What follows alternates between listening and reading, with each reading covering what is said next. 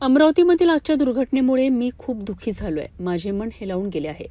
दगावलेल्या नवजात बालकांना अतिशय व्यथित अंतकरणाने श्रद्धांजली व्यक्त करतो.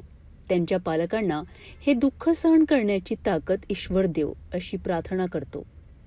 या घटनेच्या संपूर्ण चौकशीचे आदेश मी दिले आहेत. जे जखमी झाले त्यांच्यावर उपचार सुरू आहेत. त्यांना सर्व प्रकारची वैद्यकीय सहायता दिली जात असून त्यांना लवकर आराम पडावा अशी सुविधा दिली जात आहे.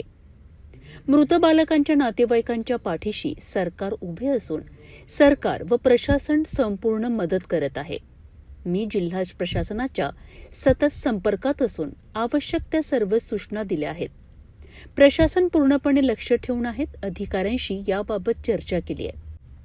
जिल्हा स्त्री रुग्णालयाच्या नवीन इमारतीतील नवजात शिशु अतिदक्षता विभागात सोमवारी पहाटे 4 वाजता लागलेल्या आगीत उपचार घेत असलेल्या 3 नवजात बालकांचा मृत्यू झालाय. काही बालकांना पुढील उपचारासाठी विभागीय संदर्भ सेवा रुग्णालयात हलविण्यात आले आहे. त्यापैकी 4 बालकांवर उपचार सुरू असून 1 गंभीर आहे. आग लागताच रुग्णालयातील कर्मचाऱ्यांनी धावपळ करीत इतर बालकांना सुरक्षितपणे बाहेर काढलेत.